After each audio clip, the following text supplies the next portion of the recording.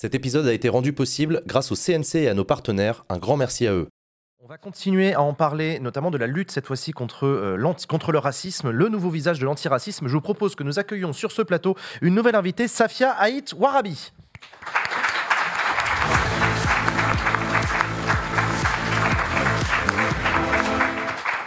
Salut Safia. Salut. Merci d'être avec nous sur le plateau de Backseat, ça fait plaisir de te recevoir à nouveau. Ouais. Tu étais déjà venue sur le plateau de Backseat, c'était en mars dernier. À l'époque, tu étais vice-présidente d'SOS Racisme et depuis, tu as démissionné. Tout à fait. Qu'est-ce qui s'est passé ? Écoutez, je pense que vous le savez, on est dans une période bien particulière de guerre au Proche-Orient, de guerre en Israël-Palestine. Je pense que c'est un conflit qui a toujours été structurant en France. Il n'est pas seulement importé. En fait, il vient révéler des dynamiques en fait, dans les organisations. Moi, j'ai milité à SOS Racisme à mes 16-17 ans. Aujourd'hui, j'en ai 22 ans. Donc, j'ai aussi avancé avec une certaine politisation dans l'antiracisme. Moi, mon histoire militante, c'est au collège m'être d'abord politisée sur la question palestinienne avec une maman qui est juive, un papa qui est musulman. Et ensuite, être frappée et choquée par les attentats de 2015, l'islamophobie qui en a suivi. Et j'ai cherché un engagement. Sachant que le mouvement antiraciste en France... Il y a plein de niches différentes. Il y a les familles de victimes de violences policières. Il y a la question des migrations et des travailleurs sans papier. Il y a la question des quartiers populaires. Et en fait, le seul espace d'engagement qui peut accueillir de la jeunesse, c'était SOS Racisme, pour le coup. Parce qu'en fait, le mouvement antiraciste a un défaut de structuration générale où on se retrouve en réalité avec très peu d'organisations dans lequel une jeunesse peut s'investir en étant justement à l'intersection de toutes ces niches de l'antiracisme. Et SOS est historiquement un mouvement de jeunesse, pour le coup. Ça a toujours été un mouvement de jeunes, de lycéens, d'étudiants contre le racisme. Ça a toujours été ça. Exactement. Moi, d'ailleurs, j'ai commencé mon militantisme quand j'ai commencé à SOS avec le syndicalisme lycéen. Ça crée quand même une identité particulière, qu'on le veuille ou non, que d'autres dirigeants à SOS Racisme n'avaient pas. C'est que moi, je voyais beaucoup l'antiracisme aussi à travers l'apport du mouvement social. Moi, je suis persuadée que, en fait, dans le mouvement social, on rencontre des acteurs que peuvent être les travailleurs, les étudiants, les lycéens, les travailleurs sans papier, les chômeurs, rencontrer des parties de la société qui, a priori, ne sont pas sensibles à l'antiracisme. Et en fait, réunir des secteurs, parfois dans des fronts unis sur nos luttes, permet de gagner cette sensibilité au mouvement social. Moi, je pense qu'il est primordial parce qu'on est passé, qu'on le veuille ou non, en fait, d'un contexte d'un mouvement social environ tous les 2 ans à 3 mouvements sociaux par an. Et cette année, elle a été déterminante. Moi, c'est ce qui fait qu'en fait, on est plein de jeunes à être partis de SOS Racisme. Je reviendrai sur ma démission, mais en fait, c'est un choix qui est collectif. On est passé de la réforme des retraites à Naël, à la Baïa, à la Palestine.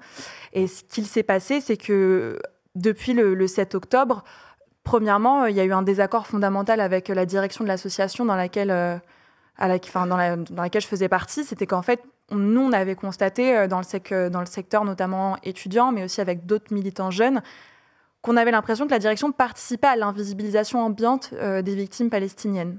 D'accord. C'était un premier reproche que tu faisais. C'était une première chose, sauf que nous, on pensait que ça pouvait être réglé par des cadres de discussion démocratiques entre militants, entre la direction, entre différentes générations, parce que je pense qu'il y a des lectures qui sont complémentaires. Je pense que notre génération, elle a besoin de pédagogie. Qu'est-ce que c'est que le Hamas ? Qu'est-ce que c'est que l'histoire de l'État d'Israël ? Qu'est-ce que c'est qu'aujourd'hui d'avoir des directions d'extrême droite au Moyen-Orient qui se font face ? Quelle est la spécificité des attaques du 7 octobre avec des violences sexistes et sexuelles qui ont eu lieu ? Qu'est-ce que c'est qu'aujourd'hui d'avoir un nettoyage ethnique à Gaza ? Je pense qu'aujourd'hui, on a besoin aujourd'hui de poser des choses sur la table. Et ce refus d'espace démocratique, il a donné lieu à une rupture idéologique qui a eu lieu notamment le 2 novembre, puisqu'en fait, dans un communiqué qui a été sorti, pour lequel personne, même pas moi en tant que membre de la direction, ont été consultés. Et en fait, le problème, c'est que moi, à chaque communiqué qui est sorti, je n'ai jamais été consultée. C'est une période où on m'a interdit l'utilisation de mes réseaux sociaux, on m'a demandé de supprimer des communications quand je parlais du conflit israélo-palestinien. Et en fait, donc moi, face au fait que je ne pouvais pas m'exprimer publiquement, face au fait que des militants avaient beau me demander qu'ils n'avaient pas de cadre d'expression démocratique, on se retrouve avec un communiqué le 2 novembre, jour où l'ONU parle d'un risque grave de génocide, jour où il y a 10 000 morts à Gaza, dont un tiers d'enfants, qu'Israël avait le droit de se défendre. D'accord. Il y avait pléthore de revendications, dont le cessez-le-feu, dont la libération des otages. Mais en fait, un 2 novembre, avec une telle gravité, dans une guerre qui éloigne tous les processus de paix possibles, qu'on parle d'un État ou de 2 États, ce n'est pas possible de dire quelque chose comme ça. Et ça nous a fait réaliser qu'en fait, y avait des choses que peut-être en tant que militant, on mettait sous le tapis, c'est que ça nous a fait remonter une inquiétude plus générale. Okay. C'est que, en fait, sur Naël, moi, j'anime le comité de Nanterre. En fait, nous, on s'est donné à fond pour faire un meeting à la rentrée, pour déployer une banderole, pour rencontrer la famille. Et en fait, la direction de l'association n'a pas proposé un plan de moyen et long terme. Sur l'abaya, certes, on a pris position contre les décrets, mais on nous a refusé d'avoir une campagne pour obtenir l'abrogation du décret. Et en fait, on se rend compte que sur les questions de violence policière, d'abaya, de Palestine, ce sont des questions qui structurent profondément la jeunesse, mais qui ont à voir avec un acteur structurant et principal dans le racisme dans la société, c'est l'État. Et en fait, quand on prend du recul, c'est aussi l'association dans laquelle j'ai milité, dans laquelle j'ai aussi appris plein de choses, dans laquelle j'ai rencontré beaucoup de monde, en fait, refuse de parler de racisme d'État. Et est-ce qu'aujourd'hui, dans un contexte où on a un gouvernement qui se radicalise, qui fait remonter justement toute la nature fondamentale de l'État, est-ce qu'on peut se permettre d'avoir ça ? Je ne suis pas sûre. On continue, Jules ? Moi, j'ai trouvé ça... j'ai vu ton post, excuse-moi, je te tutoie, mais parce qu'on s'est vu aussi au forum à Lyon, au forum antifasciste. Et j'ai fait « Ah, putain, il se passe quelque chose, là !» C'est important ce qui s'est passé. Je connaissais pas là ce que tu viens de raconter sur les méthodes, savoir qu'on t'a fait taire, qu'on t'a coupé l'accès au réseau, etc. Donc ça rend le truc encore plus. Évidemment, vous ne pouviez que partir derrière, mais ce départ collectif sonne vraiment comme une rupture que moi, évidemment, je vois comme beaucoup de monde depuis. Tu as parlé de 2015, c'est quand même assez évident, qui pour moi se fait sur la question de l'islamophobie. On a l'impression que les sujets sur lesquels tu dis qu'il y a une rupture, c'est quasiment Manuel Valls, quoi, un petit peu les positions en face, c'est-à-dire pro-police. Y a les deux gauches irréconciliables. C'est pour ça que je pensais à Manuel Valls. Comme s'il y avait deux cultures antiracistes, une un peu des années 80 institutionnalisée. Et moi, c'est vrai que je me dis... Universaliste, c'est ça le mot qui est souvent utilisé pour la décrire ? Moi, je ne dirais pas universaliste. Eux l'utilisent pour se définir. Eux, oui, s'ils veulent, oui, mais moi, je ne sais pas ce que je dirais. Une culture issue des années 80, très institutionnalisée, dont on connaît l'histoire, SOS Racisme, sa fondation. Là, ça va être l'anniversaire d'ailleurs de la marche de 83. Dimanche, il y a une manifestation, notamment hommage à la marche de 83. Il y a un documentaire d'ailleurs sur France 5 qui a passé le soir, je vous le conseille. Ouais. Et donc voilà, il y a une rupture générationnelle qui se fait avec des nouveaux discours. Et j'avais pas tellement de questions, si ce n'est quelles sont les perspectives. Il me semble que il est question de créer justement ce dont tu parlais un peu plus tôt, à savoir une grande orga antiraciste, généraliste, qui soit une porte d'entrée pour les jeunes, qui fasse des formations, etc. C'est ça ? Alors, vous êtes nombreux ? Alors effectivement, on est plusieurs dizaines de militants jeunes à être partis. On voit qu'il y a effectivement plein de gens sur les réseaux qui commencent à s'y intéresser. On se met grave au travail. Juste attendez un peu qu'on ait des choses qui soient assez solides, une fondation idéologique, des choses à vous proposer, un plan d'action. En tout cas, ce que je peux vous dire dès à présent, c'est que en fait, la rupture, elle s'est faite sur le fait que l'association dans laquelle j'ai milité, c'est pas du tout qu'elle est pro-police ou au contraire printemps républicain, parce que pour le coup, c'est pas la ligne de l'association. C'est plutôt qu'on est dans un antiracisme républicain qui dirait que la République a des promesses et simplement que parfois, la République manque à ses promesses. Moi, je pense que c'est pas ça. Moi, je pense que la République, en fait, c'est plein d'autres choses. C'est les décolonisations, le fait qu'elle n'a pas avalé les décolonisations. C'est Maurice Papon. C'est la police qui, d'abord, là-bas, qui est expérimentée dans les Outre-mer et qui, après, en fait... se concrétise dans les quartiers populaires, puis après dans le mouvement social.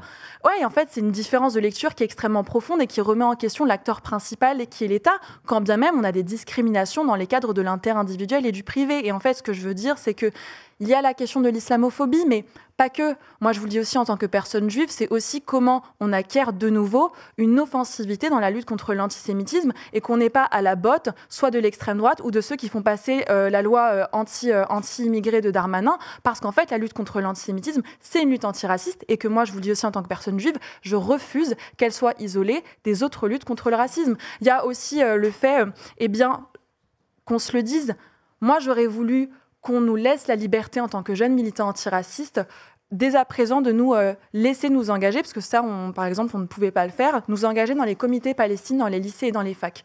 Pourquoi ? Parce que déjà, je pense qu'en tant que militant antiraciste, on aurait pu faire des veilles, des pédagogies sur la question du racisme et de l'antisémitisme contre les amalgames, mais aussi parce qu'une génération qui se politise sur la question palestinienne politiquement, loin de fantasmes ou d'amalgames, c'est une génération qui, d'une certaine manière, est obligée de regarder le pays dans lequel elle vit. Et en fait, le pays dans lequel nous vivons, c'est un pays qui a un traitement colonial de Mayotte, de la Guadeloupe, de la Martinique, de bien d'autres territoires d'outre-mer dans lesquels il n'y a pas d'eau. Et c'est un pays qui a, par exemple, des bases militaires en Afrique. Et le traitement, y compris des immigrés, revient au traitement même de mon corps. Parce que moi, quand il y a des comportements racistes envers moi, c'est que d'une certaine manière, en fait, on s'en fout de mes papiers, mais on me renvoie une extériorité. À quoi est-ce que vous voudriez qu'il ressemble ce mouvement antiraciste ? Vous voudriez le faire dans les établissements scolaires, dans les facs, dans les quartiers, sur Internet ? Alors, on ne va pas se mentir, on est beaucoup de jeunes. Je sais que là, a priori, il va principalement se structurer dans 3 unités. On a les lycées, les facs, mais aussi les quartiers populaires. La plupart, on est issus de l'immigration, de quartiers, il y a beaucoup d'étudiants, il y a quelques lycéens. On va prendre le temps de s'investir sur des localités parce que nous, on veut retrouver surtout un engagement qui est extrêmement local et dans lequel, en s'investissant dans les mouvements sociaux, on est capable de réunir des secteurs, mais des secteurs, là j'en ai parlé, des travailleurs, des lycéens, des étudiants, mais aussi des secteurs de l'antiracisme qui ont déjà un savoir-faire. Nous, on n'a pas l'arrogance de savoir tout faire, parce qu'en fait, il y a déjà les travailleurs sans papier, il y a déjà les maires des quartiers populaires, il y a déjà les militants des quartiers populaires, il y a déjà des juristes qui travaillent sur beaucoup de questions.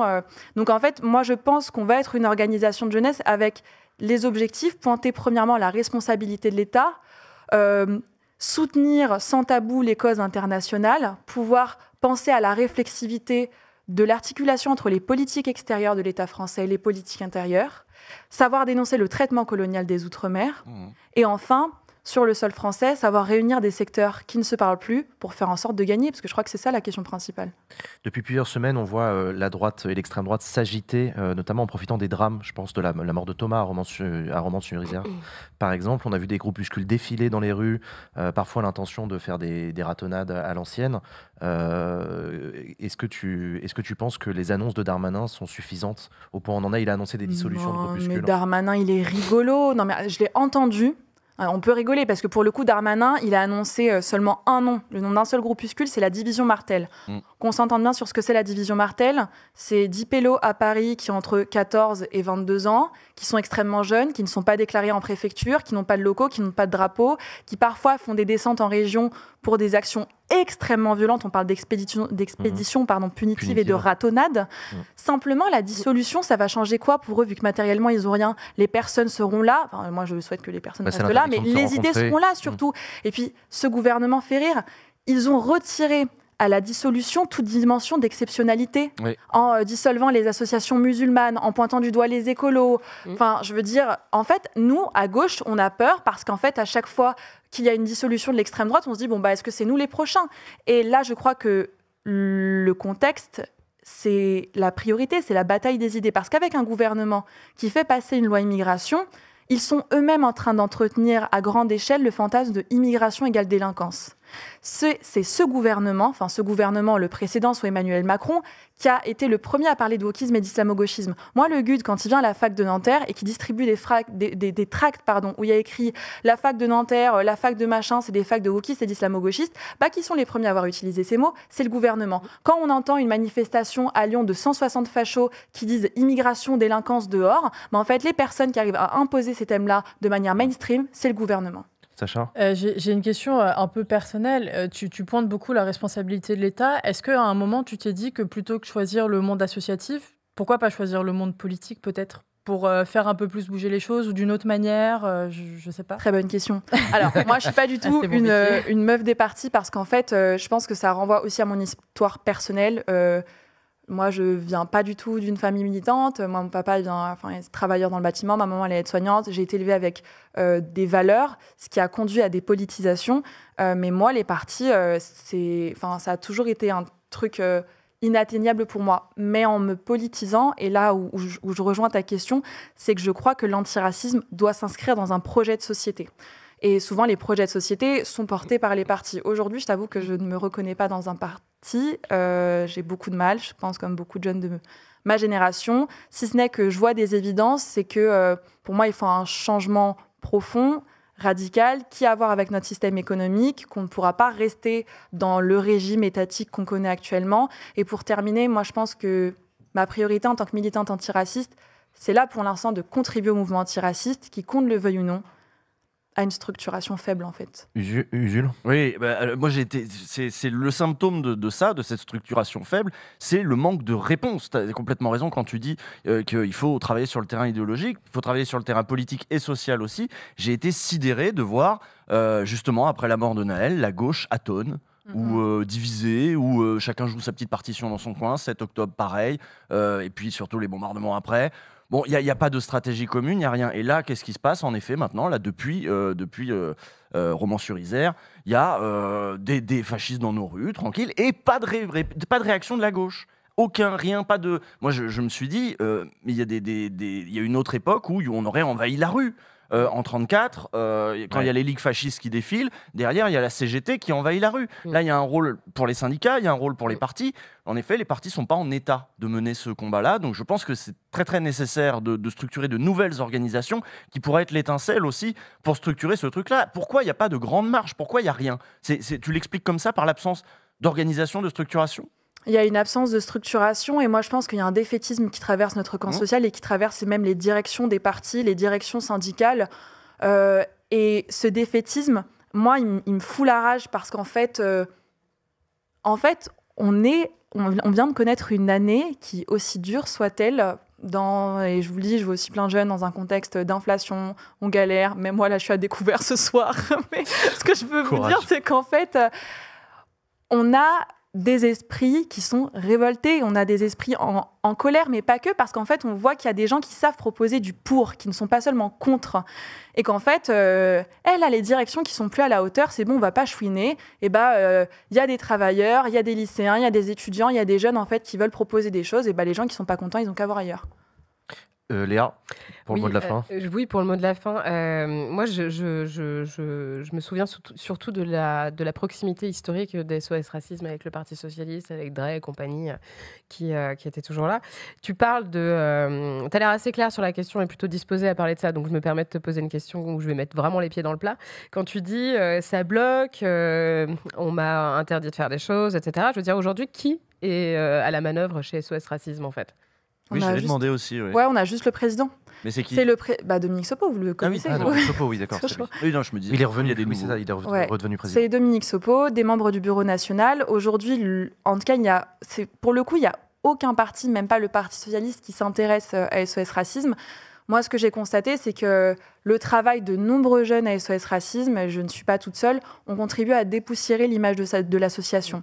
Donc cette génération de militants antiracistes dont fait partie Dominique Sopo, avec ce dépoussièrement, je pense, ont eu des questionnements légitimes avec l'arrivée de la NUPES, de quel militantisme politique, est-ce qu'il faut se rapprocher d'un parti ou pas, est-ce que nous, en partant de SOS Racisme, peut-être allons-nous militer dans un parti, peut-être au Parti Socialiste. En tout cas, moi, je vois que depuis 2022, il y a eu effectivement des objectifs qui se sont du coup éloignés entre deux générations. C'est qu'il y a une génération qui se disait comment faire pour que nous, on puisse revenir dans les partis de gauche, acquérir une respectabilité d'État et prendre le pouvoir. Je ne dis pas qu'en fait, c'est une réflexion qui est mauvaise, mais en fait, quand le problème, c'est que ça en vient à avoir un impact sur mon agenda antiraciste, qui devrait pourtant être respecté à gauche, alors là, c'est plus conciliable. Merci beaucoup, Safia, d'être venue parler sur le plateau de Back Six. Merci à toi.